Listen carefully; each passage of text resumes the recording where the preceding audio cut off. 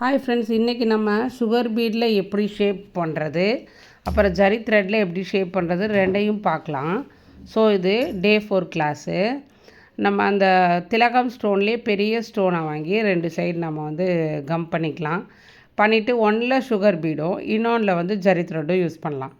So இந்த sugar beat நம்ம start பண்ணுறப்ப அந்த திலகம் ஸ்டோனை கார்னர்லேருந்து தான் நம்ம ஒர்க்கை ஸ்டார்ட் பண்ணணும். அப்போ தான் ரிட்டர்ன் கொண்டு வந்து முடிக்கிறப்ப ஷார்ப் எட்ஜாக நம்ம முடிக்க முடியும். அந்த ஷேப் நம்மளால் கொண்டு வர முடியும். சரிங்களா? ஸோ அந்த கார்னில் ஒரு நாட் போட்டு சுகர் பீடு ஆட் பண்ணி நம்ம அந்த சுகர் பீடு ஸ்டிச்சை கண்டினியூ பண்ணிக்கலாம்.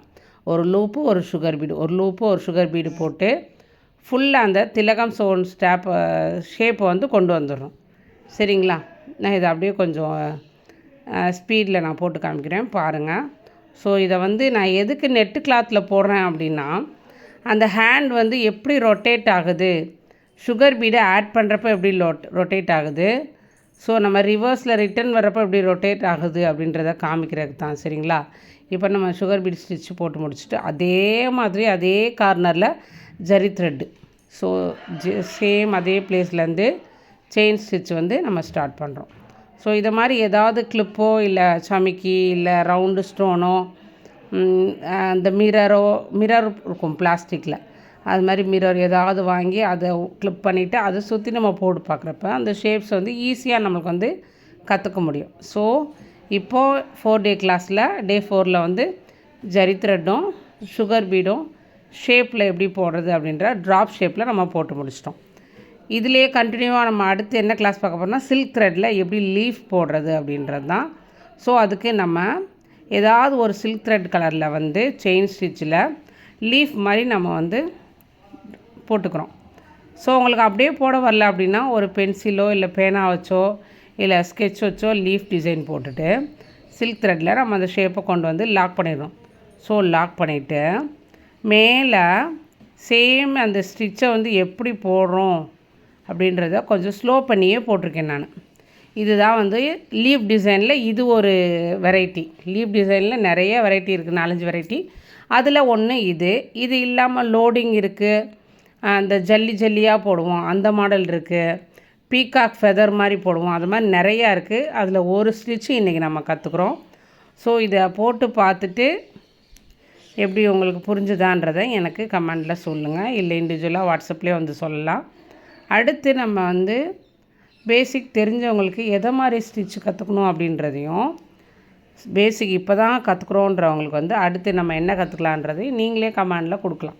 ஸோ அதை நாங்கள் போட்டு காமிப்போம் ஸ்லோ பண்ணி. ஸோ இந்த ஸ்டிச் எப்படி போட்டுருக்காங்க பார்த்தீங்கன்னா, லாங் செயின் ஸ்டிச் எடுத்து அந்த கார்னரில் லாங் செயின் ஸ்டிச் எடுத்து இந்த லீஃபுக்கு வெளியில் போட்டுட்டு திருப்பி ஒரு பக்கத்தில் ஒரு சின்ன ஸ்டிச்சு, ஒரு லாங் உள்ளேருந்து வெளியில் லாக் போட்டுட்டு பக்கத்தில் சின்னதாக அதே செயின் ஸ்டிச் லாக்கு திருப்பி அப்படியே பேக்கில் போகணும். அப்படியே ரிட்டன் பின்னாடி எடுத்து போயிட்டு அங்கே ஒரு செயின் ஸ்டிச்சு பக்கத்தில் ஒரு சின்னது, நல்லா ஜூம் பண்ணி பாஸ் பண்ணி பார்த்திங்கன்னா தெரியும். டோட்டலாக அப்போ ஒரு லைன் போடுறதுக்கு 3 ஸ்டிச்சு போடுறோம். எப்படின்னா மேலேருந்து கீழே போடுறப்ப ஒரு ஸ்டிச்சு பக்கத்தில் ஒரு சின்னது, திருப்பி கீழேருந்து மேலே போட்டுட்டு அதுக்கு பக்கத்தில் ஒரு ஸ்டிச், அது மாதிரி நீங்கள் இந்த லீஃப் ஸ்டிச் முடிச்சுட்டு பக்கத்தில் அதை லாங்காக எடுத்து ஒரு சின்னதாக ஒரு வீடியோவும் போட்டிருப்பேன். ஸோ புரியாதவங்க அதை பார்த்தா ஈஸியாக புரியும். எப்படின்னா ஒரு லாங்கு செயின் ஸ்டிச்சு பக்கத்தில் ஒரு ஸ்மால் ஸ்டிச்சு, திருப்பி மேலேருந்து ஒரு லாங் செயின் ஸ்டிச்சு கீழே ஒரு ஸ்மால் ஸ்டிச் பக்கத்தில். அந்த ஸ்மால் ஸ்டிச் எதுக்கு போடுறோம் அப்படின்னா, அப்போ தான் அந்த லைன் நம்ம லாங்காக இழுத்து ஒரு ஒர்க் போடுறோம்ல செயின் ஸ்டிச்சில், அது மூவ் ஆகாமல் இருக்கும், ஷேப் கிடைக்கும். அதுக்கு தான் இப்போது இந்த லீஃபை முடிச்சுட்டு பக்கத்துலேயே நான் சின்னதாக போட்டு காமிக்கிறேன் பாருங்கள், உங்களுக்கு புரியும். ஸோ ஸ்டார்டிங்கில் கொஞ்சம் கொஞ்சமாக கஷ்டமாக இருக்கும் இந்த சில்க் த்ரெட்டில் போடுறது. அப்புறம் அந்த கர்தானா ஓகே பிரச்சனை இல்லை, ஜர்தோசி அதில் போடுறது கொஞ்சம் சாதின்னு சொல்லுவாங்க, இந்த 2லேயும் போடுறது மட்டும்தான் கஷ்டம். மற்றபடி எல்லாமே ஒரே செயின் ஸ்டிச் பேசிக்கை வச்சு தான் நம்ம போடுறோம். அதனால் பொறுமையாக பாருங்கள். பயப்பட ஆரம்பிச்சிடும், ஐயோ என்னடா ஒன்றுமே புரியலையே அப்படின்னு. ஸோ லாங் செயின் ஸ்டிச்சு, ஒரு ஸ்மால் செயின் ஸ்டிச்சு போட்டு இந்த லீஃபை முடிச்சுட்டு லாஸ்ட்டாக உங்களுக்கு லாங்காக ஒன்று தனியாக அந்த ஸ்டிச்சுனால் எப்படி இருக்குன்றத தனியாக ஒரு வீடியோ பக்கத்துலேயே போடுறேன். ஸோ அதையே வாட்ச் பண்ணி பாருங்கள். பார்த்துட்டு பேஜை ஃபாலோ பண்ணிக்கோங்க, ஷேர் பண்ணிக்கோங்க. டெய்லி வீடியோ அப்டேட்ஸ் ஆகும். ஸோ அதையும் செக் பண்ணிக்கோங்க. சரிங்களா? வேறு ஒன்றும் இல்லை. இந்த சில்க் த்ரெட்டில் உங்களுக்கு வரலை அப்படின்னா நீங்கள் ஜரி த்ரெட்டில் கூட ஃபஸ்ட்டு ட்ரை பண்ணிக்கலாம். ஏன்னா சில்க் த்ரெட்டில் எல்லாருக்குமே கொஞ்சம் கஷ்டமாக இருக்கும் போடுறது. ஸோ அதில் வரலன்னா நம்ம ஜரி த்ரெட்டில் கூட போட்டுக்கலாம். போட்டு முடிச்சுட்டு ஃபைனலாக ஜரி த்ரெட்டில் வந்து ஒரு அவுட்லைன் கொடுக்குறோம். அப்போது வந்து ஒரு லுக் கிடைக்கும்.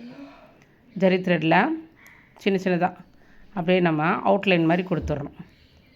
பார்த்திங்கன்னா உங்களுக்கு தெரியும். அப்போ தான் அந்த ஒரு ஷேப் வந்து நல்லா கிடைக்கும் நம்மளுக்கு. ஸோ இதை மாதிரி நம்ம உள்ளே ஒரு ஷேப் கொண்டு வந்துட்டு அதை சுற்றி. ஸோ இதில் பார்த்திங்கன்னா நம்ம செயின் ஸ்டிச் வந்து லீஃப் முடிச்சுட்டு தனியாக இங்கே போட்டிருப்போம். அதை பார்த்திங்கன்னா உங்களுக்கு தெரியும்.